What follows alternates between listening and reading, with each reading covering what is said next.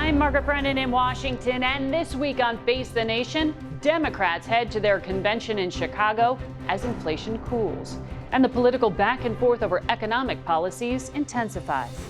With the presidential contest lineup set to be formally locked in this week, both sides turn their attention to issue number one on the minds of the voters: the economy and inflation. I will go after the bad actors, and I will work to pass the first ever federal ban on price gauging on food. A lot of people are very devastated by what's happened with inflation and all of the other things. They say it's the most important subject. I'm not sure it is, but they say it's the most important sort. Inflation is the most important, but that's part of economy. The former president's prescription is twofold: vote Trump, and your incomes will soar. And a new line of false attack on Vice President Harris. Kamala went full communist. You heard that? She went full communist. She wants to destroy our country after causing catastrophic inflation. We'll tell you why that's wrong and how the voters see the candidates' handling of the economy in our new CBS News poll. Plus, we'll talk to two key Democrats, Arizona Senator Mark Kelly and Kentucky Governor Andy Beshear. Then, as U.S. negotiators appear optimistic about the prospects of a ceasefire deal between Israel and Hamas, Ukraine makes a new move to turn the tables on Russia. House Intelligence Committee Chairman Mike Turner will be here. It's all just ahead on Face the Nation.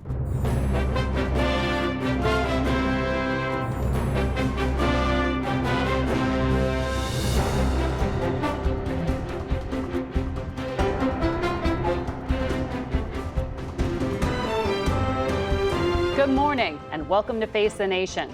On the eve of the Democratic National Convention, our CBS News poll continues to show a very tight race in the 2024 presidential race.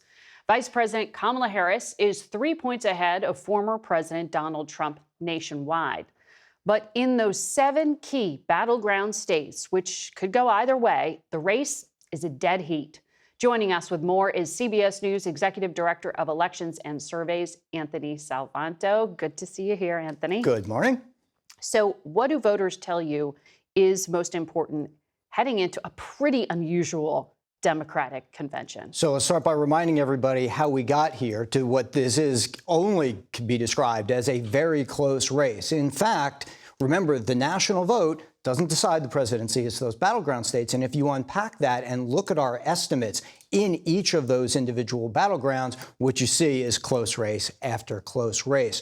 That is because after Kamala Harris became the likely nominee, we saw a boost in Democratic enthusiasm. More Democrats saying that they were going to show up to vote. That boosts her poll numbers, and that continues to this day. We now see Democrats matching Republicans on that expressed likelihood to turn out. So when you watch the convention, look for them to try to keep that enthusiasm up. That's number one. Number two, on your question about defining Kamala Harris. So you see a third of voters say they still don't know exactly what she stands for. Interesting. Interesting, but maybe not surprising, right? Because this is all so new, this reset race. Well, that's part of the defining the space in which that contest within the contest to define her is going to be fought. And the other part, I think, on that is how similar or different is she to Joe Biden? Because Joe Biden was trailing in this race, right? But Democrats still like him. So we ask people, how similar is she? And the bulk of voters say they think she's mostly similar in policies and views to Joe Biden, but not exactly similar. And she does better among the mostly group. So that's that balancing act that Democrats are going to have going into the convention as well, Margaret. Now, I know you've been looking at the growing gender gap. So does having a female at the top of the Democratic ticket now make a difference for women voters? Well, I think it's going to be a hallmark of this race. So it's more women voting for Harris, more men voting for Trump. But the key thing is the why. First of all, you see more women feeling that Kamala Harris will be someone who fights for people like them than men say that. Men say that more about Donald Trump. That's number one. Number two, you look at the broader views on how people see the push for gender equality in the U.S. When people say it's going too far, they vote for Donald Trump. When people say it hasn't gone far enough, and especially among women, they're overwhelmingly voting for Harris. And then number three, look at that key issue of the economy. There's a couple of things here. One is that Harris trails Trump on the economy, on inflation, on the border, all key important issues. But among women voters, she does a little better on the economy and better than Joe Biden was doing. So women are giving her a little more benefit of the doubt on that. And I think that starts to show you if the Democrats can start to close that gap with Donald Trump on those key issues, that's probably where they start. You mentioned the border. How much of a challenge is it going to be for Kamala Harris to overcome some of that doubt? Well, this is important because for all the movement we've talked about in this race, the things that haven't changed, the border remains to the advantage of Donald Trump. More voters think that it would be his policies that would slow or stop border crossings. And then you look at Harris's connection to what people think the administration has done so far, and they see her as somewhat tied to it, but not necessarily a lot. Again, that's part of that space in which they'll be trying to define what's her record been and where would she be going forward. Another key issue, but I got to emphasize this, abortion, because that's something you're going to see the Democrats press a lot. And it also relates, of course, back to the gender gap and the women's vote. Harris has an advantage on abortion. Democrats have. 3/4 of women who think abortion should be legal say they're voting for her. So I think that's something, again, that you want to press. And it's that fight to define which issues are most important. And that's certainly one the Democrats are going to press. Fascinating. Anthony Salvanto, thank you. Thank you. And we go now to Arizona Senator Mark Kelly. He joins us from Chicago, where the DNC will kick off tomorrow. Good morning to you, Senator. Good morning, Margaret. Well, you just heard some of our polling, and if we zero in on your home state, a key battleground, we see that Vice President Harris is trailing Donald Trump by just 1 point. Donald Trump is expected to be visiting the border with Mexico in your state at some point in the coming days. Our CBS polling shows 48% of registered voters believe that if Harris wins the election, border crossings will increase. How much of a liability is that perception in Arizona? Well, Margaret, first of all, thank you for having me on. With regards to the border, just like so many other issues, the contrast between Donald Trump and Kamala Harris could not be more clear. I mean, Kamala Harris has supported our bipartisan border security bill that Donald Trump told Senate Republicans to run away from. So she's been working on this issue. Border crossings on the Arizona border are down substantially. She's been focused on this issue, where the former president is trying to undermine our border security. I mean, he specifically told my Senate colleagues that they could not support this bill because he wanted to have this issue for the election. I've never seen anything like this before, you know, my 3.5 years in the United States Senate. And I think it shows that Kamala Harris is the leader that can bring us into the future. Donald Trump just wants to, you know, drag us back into the past. Do you have any idea where the border ranks for Vice President Harris? Because she hasn't talked about it much on the campaign trail to date. She has said she wanted to revive the legislation you just talked about. She also said something about comprehensive reform with an earned pathway to citizenship. Is this a first 100 days priority for her? Well, I've heard her talk about it. You know, I was at an event in Glendale, Arizona, just outside of Phoenix the other day with my wife, Gabby Giffords. 15,000 people in the room, a lot of excitement. You know, we discussed this, you know, specifically myself and the vice president about, you know, how the border is an important issue, especially for border states, the state of Arizona that I represent. And it's not only border security. I mean, Kamala Harris really wants to reform our immigration system. Our immigration system helps support our economy. And I expect, you know, that she will be focused on this after she's elected president. Well, you need the rest of the Congress to agree to follow that path. And you know that that's been an impediment to date. That has, with Donald Trump still in the picture. Once he is done and gone, I really believe that my Senate colleagues, the Republicans in the United States Senate, will get back onto this bill because they negotiated it. And this wasn't meeting them like on the 50-yard line on this issue. This was meeting them on the 10-yard line on their side of the field. And we almost had it done until Donald Trump said they were not allowed to vote for the bill. So I expect her to, to help us get this across the finish line. And she said she would sign it. So back during your 2022 Senate debate, you said Democrats don't understand the border issue. You talked about how you had to stand up to President Biden yourself when he was creating what you called a bigger crisis by taking a, quote, dumb move by lifting Title 42 pandemic-era restrictions without a backup plan in place.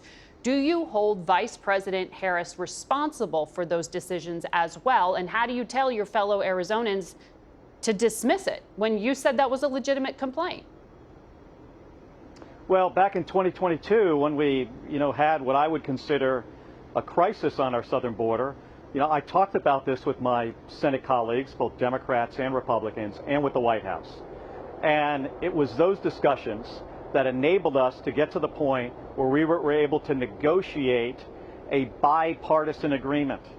And it addressed so many different things. It was going to provide more Border Patrol agents, more Border Patrol pay, money to build facilities to temporarily hold migrants. So this legislation had a lot of things, in effect. And it didn't get done. It was a reasonable compromise. It didn't get done because of Donald Trump. But do you, not when because you were of the saying that, administration. when you were saying Democrats don't understand this issue, do you think Vice President Harris understands this issue? Yeah, she does, absolutely. And I think when we talk about some of the Democrats in the United States Senate that weren't really getting it in 2022, now they get it. And that's why we were going to be able to provide, I think the plan was we were going to provide about 40 votes, the Republicans about 20. We would get the legislation passed. And then we could move on to some of the other stuff that Vice President Harris has talked about, which is comprehensive immigration reform. Yeah. But again, Donald Trump, he just wants to talk about this issue. And so do my Senate Republicans, by the way. Right after J.D. Vance became the nominee, what did he do? He went down to the southern border in Arizona to take a picture. He doesn't actually want to fix this. Kamala Harris will fix this problem. Let me ask you about Ukraine. I know you're very focused on that war. Their forces launched this bold incursion into western Russia, into this Kursk area.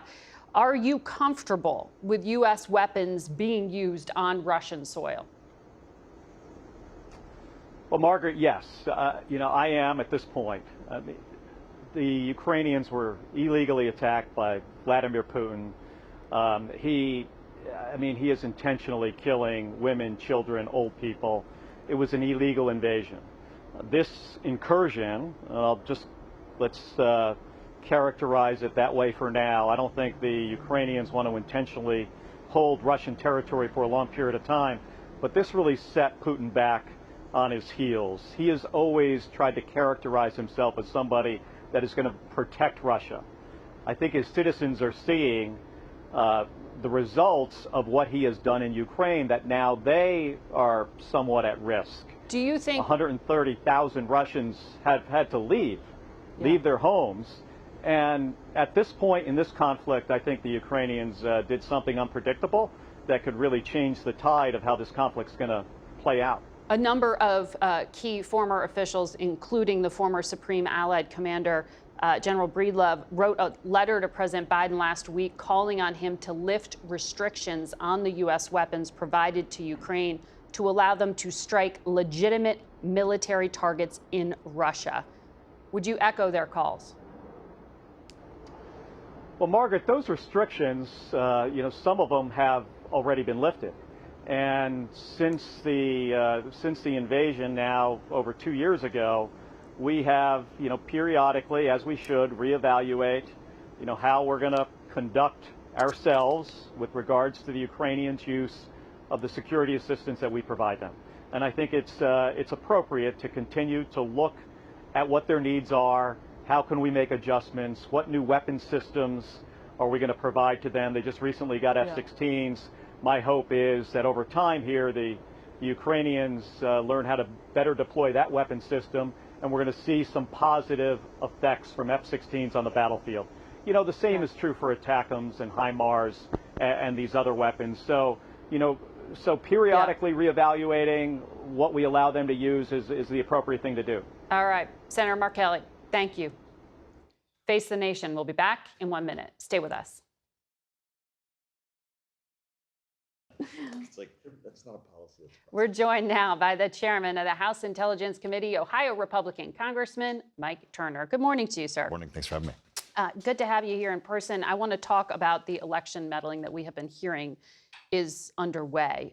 U.S. intelligence and the Justice Department say Iran is working to influence the outcome of the next election. The FBI is investigating phishing attempts at people associated with both the Trump and the Harris campaigns. But we know in 2020, the Supreme Leader had sanctioned Iran interfering to hurt Donald Trump in that election. Are you satisfied with what the social media companies and U.S. intelligence are doing now? I think what's missing here is a response from the administration. You have Microsoft coming forward and saying that the Trump administration the Trump campaign had been hacked. The Biden administration had identified that Iran was attempting to do this, including spinning misinformation. But even further, the administration has acknowledged that Iran was executing a plan to assassinate Donald Trump. They even alleging that an individual they have in possession was part of that plot. But you don't really have a response from the administration. Most national security experts resoundingly agree that killing a presidential candidate would be an act of war from a foreign power. Well, certainly attempting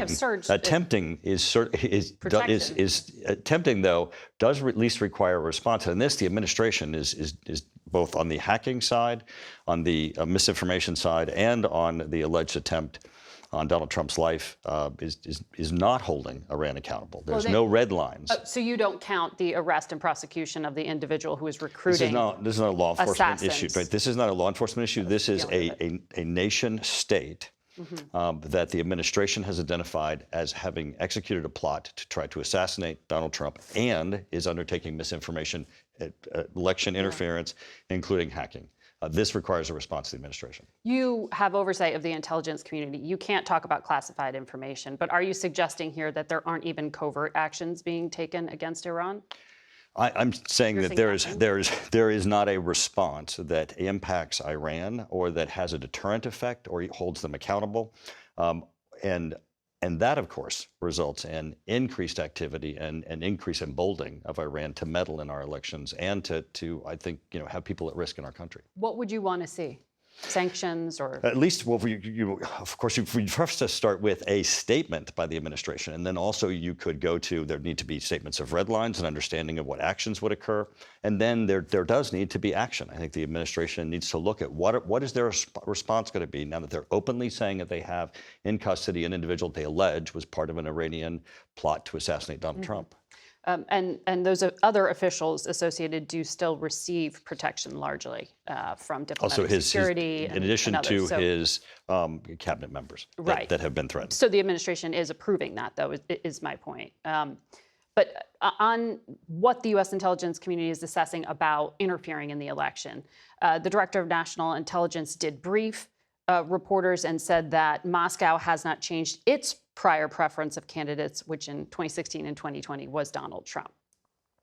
Well, is enough being done on that front in terms of that level of meddling, which is expected to continue as well? I think what we're seeing here, especially in the part of Iran, is that they understand that Donald Trump is anti-Iran, and he recognizes that a strong America is a safer world. Now, if you look further as to meddling and what Russia is doing, I think in this instance, Trump has certainly indicated that he wants to bring an end to the conflict between Russia and Ukraine, and it certainly isn't an anti-Ukraine position, but it certainly is a stronger America position. And you were just talking with Senator Kelly about the restrictions that are being placed on Ukraine by the Biden administration in this conflict. Those certainly are troublesome and do result in this sort of status quo of that can be a game of attrition on Ukraine. So to the point in terms of lifting further restrictions, which I think he favored, I know you advocate this as well, but how much of this is based on the imperative that there are 5 months left of the Biden administration, and the Trump-Vance view is, quote, that it is not in America's interest to sustain that war? Do you need to surge in the next 5 months? Because J.D. Vance, who I've interviewed many times about this, is clear that he is not for continued support financially. Well, no one is for this war continuing, but I certainly fully support Ukraine. And I think a concern with the Biden administration's restrictions, also needing to get them modified, is Ukraine is finally in a position where they can hold Russia accountable. If they can, they have now entered into Russian territory. If they can use long-range weapon systems to hold accountable Russia's valid military targets that are attacking Ukraine, we can change the dynamics on the ground. You can't continue to just have a front line in Ukraine where Russia is outproducing weapon systems that Ukraine from what Ukraine has, and have this turn out well for Ukraine. In this instance, if the Biden administration's restrictions are lifted, we also know, even if there is a Harris administration that follows, that Ukraine's support would be there, the ability to hold Russia accountable would be there. You have said you are concerned about aggressiveness from authoritarian nations that are putting democracies at risk. Donald Trump recently called Xi Jinping and Vladimir Putin lovely individuals, and he said this on Thursday. I'm not looking to be bad to Iran. We're going to be friendly, I hope, with Iran. Maybe, but maybe not. But we're going to be friendly, I hope. We're going to be friendly, but they can't have a nuclear weapon. They can't have a nuclear weapon. And we were all set to make sure that they don't have a nuclear weapon, because once they do, it's a whole different world. I'm sure you'd be critical of Democrats saying they want to be friendly with Iran. What do you make of the mixed messaging there from Mr. Trump? Well, I don't think it's really mixed messaging.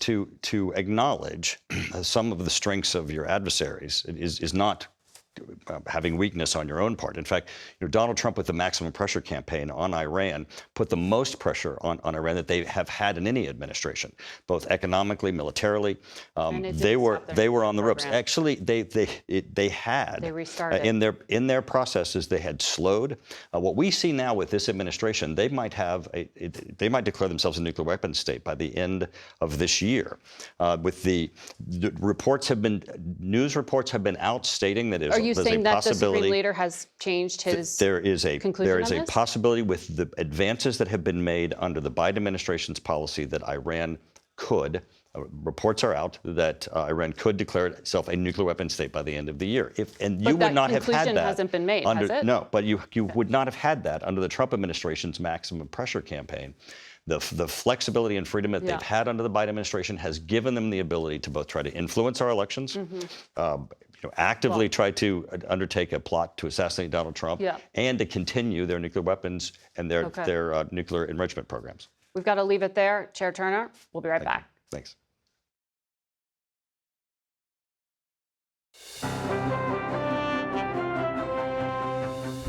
Welcome back to Face the Nation. We go now to the Kentucky Governor, Andy Beshear, who joins us this morning from Frankfort. Good morning, Governor. Good morning. Thanks for having me. Well, we know that you are an advocate for Vice President Harris. And as a Democrat who runs a red state, how would you advise Democrats to stop losing support in rural areas? Well, I'd advise them to first of all, focus on those things that matter most to people when they wake up in the morning.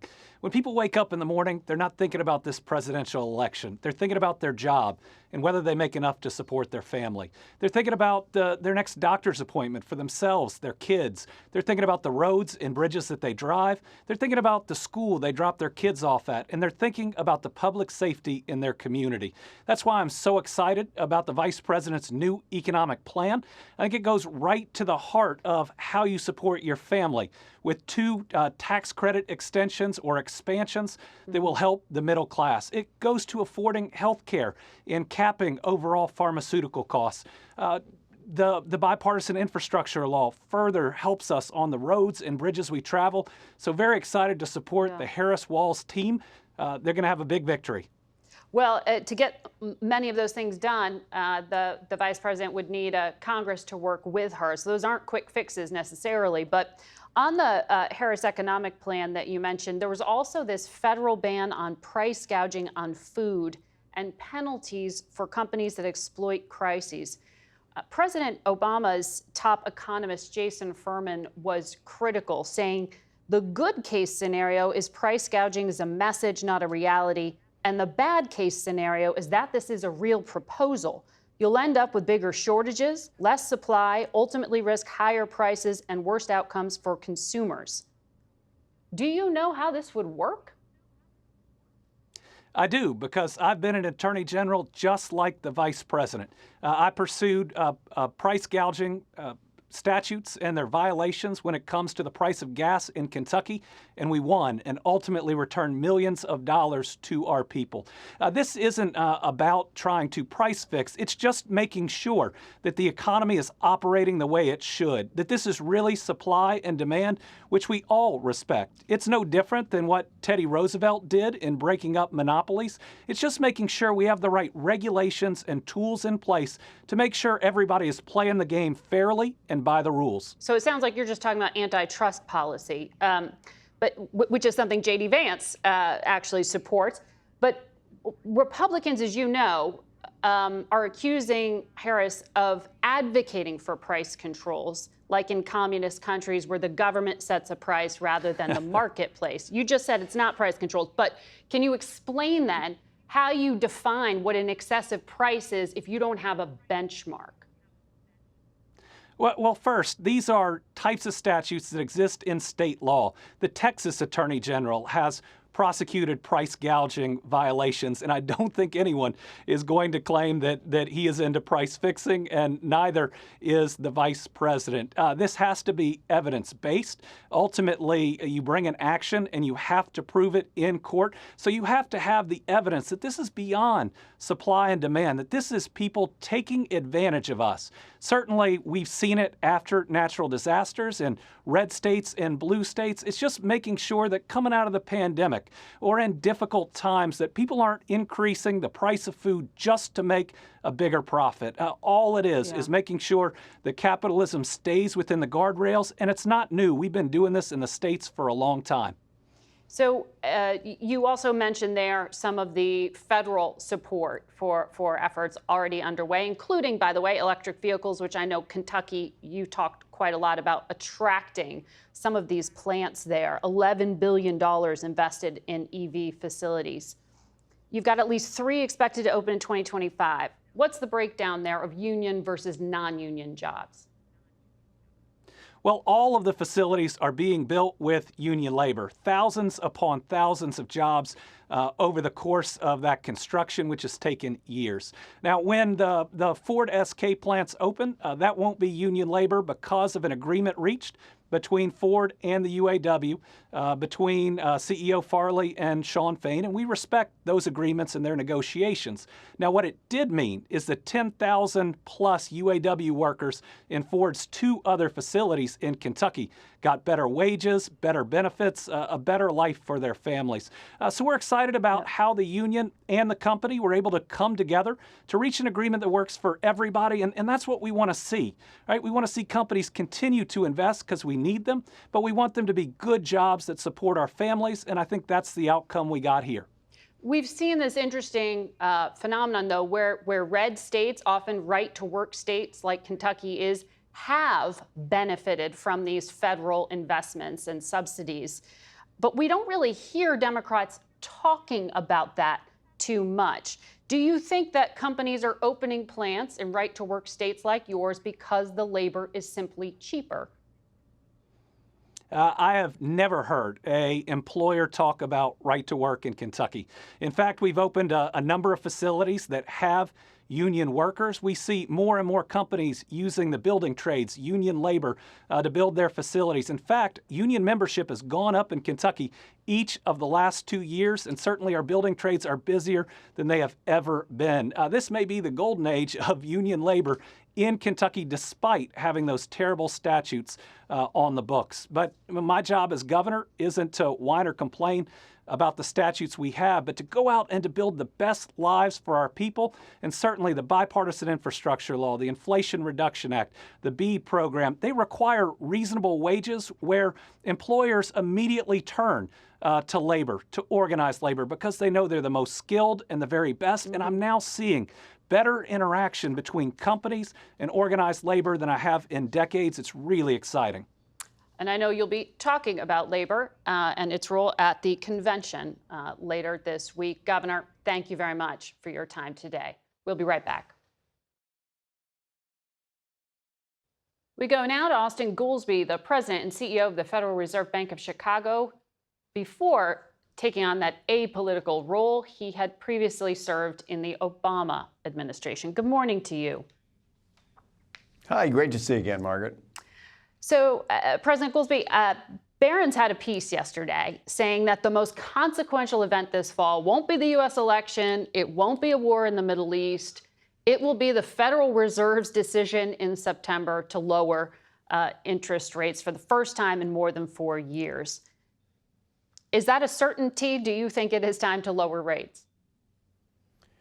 Oh, I don't think it's a certainty, and I don't like, as you know, tying our hands ahead of time when we got a lot of data to come in and everyone on the committee is going to get to speak their piece, and it's a committee decision. We try, as the Fed, to make clear what our reaction function is, if you want to call it that. I invite everybody to go read the Statement of Economic Projections, which in our world, colloquially, we call the dot plot, where we outline every quarter what do the members of the committee individually think will be the appropriate policy for each of the next 3 years, and what economic conditions do they expect to correspond with those.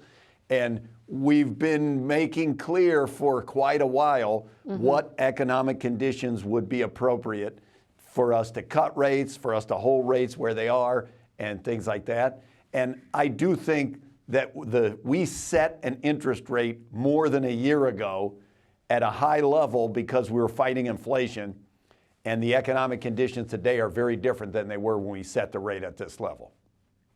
So interest rates and supply of housing impact what consumers end up paying for shelter. What is going to bring down shelter costs? Because that was such a big part of the inflation number that we just saw. Well, look, Margaret, you know as much as anybody about this. The biggest puzzle that we've seen in the inflation numbers has been the persistently high inflation rate on shelter and housing. And we can get a little mixed up because that official measure is a very lagging indicator of what the actual housing price conditions are on the ground. So our puzzle has been why the market rents inflation rate has come down, but that hasn't yet been reflected into the official backward-looking housing inflation. So one of the things that's going to bring it down is just we're going to keep getting more data, and that's going to get incorporated into the official series. But the second is the interest rate, how it works, how the Fed stabilizes business cycle is when it tightens the screwdriver, the interest rate goes up and the demand for housing goes down. And so some of those interest rate sensitive sectors of the economy, weakness in that is partly how the monetary transmission takes place and the inflation rate softens. And it's worth noting that last year, inflation fell by almost as much as it has ever fallen in a single year in the United States.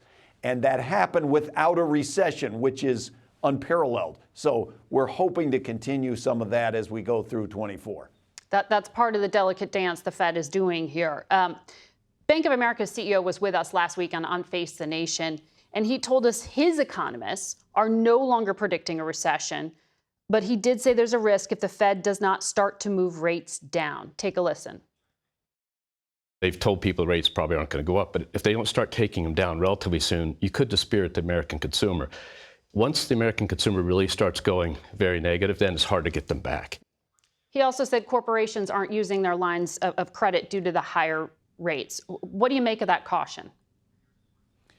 I think it's a valid caution. When rates are this high, if you take a measure of how tight the Fed is as just what's the rate minus what's the inflation rate, when you set a rate high like we have and hold it there while inflation falls, you're actually tightening. Credit conditions are getting tighter. And when we go out in the Chicago 7th District, you can hear from business leaders and community leaders around the district that credit conditions on them are tight. When you bank loans and what the rates they pay and credit availability is tight. So I think he's right. I think you got to have a caution when you see small business defaults rising like they have been rising, when you see consumer credit delinquencies, credit card delinquencies rising like they've been rising. Those are warning signs. Now, there's some others that are more positive, but they're definitely of concern. And if you keep too tight for too long, you will have a problem on the employment side of the Fed's mandate. So a recession for you, is it off the table? No, look, you've seen the table at the FOMC meeting. It's a huge table. I know. Everything is always on the table. There's possibility of recession. The last GDP growth number was higher than expected, so that was one of the bright spots. But you always got to worry about every contingency. That's the job of the central banker. I want to ask you as well about what's happening with what people pay at the grocery store. The San Francisco Fed found that corporate markups, what some might call price gouging, are not a primary contributor to inflation. Do your economists agree? Well, look, this has turned into a campaign election kind of battleground. So Fed is not political. We're not in elections business. I'm not going to get into that. I think that it's worth remembering that there are dynamics at play. That is, over time, wages tend to move slower than prices. So if some shock hits, prices go up, then wages go up. Then prices come down, then wages come down. And so if you look at any given moment, that markup, sort of the difference between what's happening to prices and what's happening to costs, that can vary a lot over the business cycle. So I just caution everybody over concluding from any one observation about markups. Are tariffs inflationary? It sounds funny to say it depends what you mean by inflationary. Tariffs raise prices, but in terms of something that inflationary is about the rate of growth of prices, a one-time increase in costs will raise prices, but is not an extended inflationary thing. So whether you want to call that inflationary or not, they raise costs and they raise prices. Austin Goolsbee, we want your perspective as one of the top economists in the country. I know you left politics behind, and I've made you a little uncomfortable by asking you some of these questions, but we want to bottom line it. You're the smartest in the business, Margaret, and any time you want to talk Fed mandate, inflation or employment, I'm always up for it. All right, Austin Goolsbee, thank you for your time. We'll be back in a moment.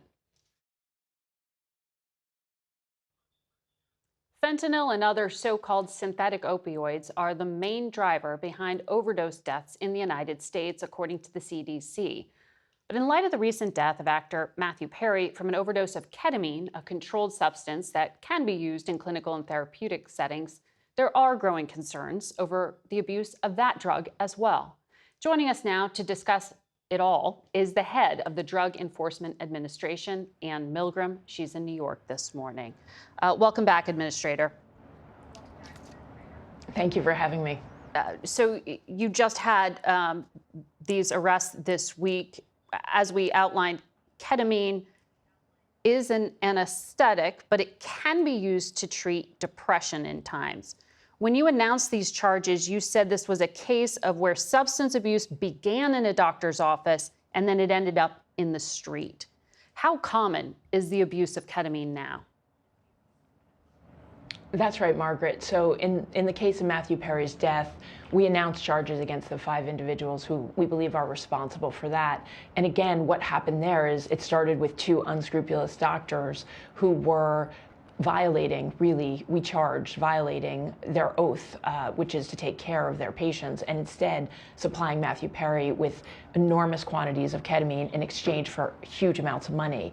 And then it switched to the street where Matthew Perry was buying the ketamine from 2 drug traffickers on the streets of Los Angeles. And so this, unfortunately, is a tragic arc that we have seen, thinking back to the beginning of the opioid epidemic, where many Americans became addicted to controlled substances in doctors' offices and through medical practitioners that then turned into street addiction as well. Well, exactly to that point, it sounds a bit like the beginning of the opioid crisis when we were talking about pill mills. Now you are seeing ketamine clinics pop up and claim to be treatment for depression and other things. Do they need to be more regulated? How do you get your arms around this? So one of the things that's important to recognize, so ketamine is a controlled substance, and it has a high potential, obviously, for addiction and other challenges. The FDA regulates the medical prescribing of ketamine, and so they have approved it as an anesthesia. They have approved it through a nasal spray for the treatment of depression, and so they regulate the medical side of this. At DEA, what we're focused on doctors, nurse practitioners, anyone who is essentially diverting legitimate controlled substances from the normal medical practice to do what we saw happening here, where these doctors were not evaluating Matthew Perry. They were not supervising injections. They were leaving behind vials of ketamine for Matthew Perry to be injected by his assistant. And so, again, we're focused on the controlled substance side, but we every single day are targeting and investigating doctors, nurse practitioners, others who are violating this duty of trust to their patients by over-prescribing medicine or prescribing medicine that isn't necessary. And here, again, what we've alleged is that these doctors were seeking a huge payout from Matthew Perry. They charged him around $50,000 over the course of 1 month to supply ketamine. Fentanyl is also used in medical settings, but it also happens to be the leading cause of death for Americans between the ages of 18 and 45, according to the DEA. That is a stunning statistic. We have heard a lot about this on the campaign trail. We have heard President Biden talk about sanctioning, Chinese entities, about charges against Mexican cartels doing business with Chinese groups, and yet we are still hearing about a high degree of overdoses due to fentanyl. Why is it so hard to crack down on? So, Margaret, you're right in pointing this out, that in 2022, we lost 107,941 American lives to fentanyl and methamphetamine. And this is a tragic situation we're facing, where fentanyl is widespread in every single community across the United States, from coast to coast and everywhere in between. And what we are seeing is that the cost of manufacturing fentanyl for the two cartels in Mexico that are responsible, the Sinaloa and Jalisco cartels, is pennies. And so this is the cheapest drug we have ever faced. And the only limit on the amount of drugs that can be made are the chemicals that are being sourced by the cartels from China, and essentially the production, which again costs pennies for these two cartels to make. So we are fighting what I would argue is the greatest threat in narcotics that we've ever faced. And at DEA, we're focused on saving American lives. One of the core ways we're doing that is working across their entire network. Both of those cartels are operating in more than 50 countries around the globe, and we're targeting every part of that global supply chain, from the Chinese chemical companies and Chinese nationals, who we charged last year and this year, to the Mexican cartel leaders, manufacturers, to the people that are selling drugs in the United States on behalf of the cartels, and then the money launderers who are working for the cartels. In 2023, we took action across that entire network. We'll do the same in 2024. And so we have a strategic plan. We're working to take apart these networks, and we're starting to see progress. But there is a lot more work to be done, because how addictive fentanyl is, how tiny quantities can kill someone. And for the first time, the cartels are hiding fentanyl in other drugs. They're making them look like real prescription medicines, which are all fentanyl and filler. And so this is just a dramatically changed landscape that we've now pivoted to address and take head on. And every day we're fighting to save lives by defeating those two cartels and stopping fentanyl. Well, Mexico's president has said he won't fight the Mexican drug cartels. His slogan is hugs, not bullets. The new incoming president, who gets sworn in October 1st, has said she'll follow the policies of her predecessor. That's going to be a big problem for your enforcement, isn't it? So we have to work across the globe to stop this threat. to stop Americans from dying. And so again, we're focused on, we've made a number of criminal charges in China. We've also begun since last November when President Biden met with President Xi, we've started to have engagements again. We've re-engaged with the Chinese Ministry of Public Security. Recently, we took down a case in Los Angeles where we connected, we basically showed that a Chinese money laundering organization was working directly with the Sinaloa cartel. In China, they made one arrest, and in Mexico, they made one arrest. Okay. It's that kind of work together that will help us to have an impact and to stop this threat. Administrator Milgram, we'll track your progress. We'll be right back. That's it for us today. Thank you for watching. For Face the Nation, I'm Margaret Brennan.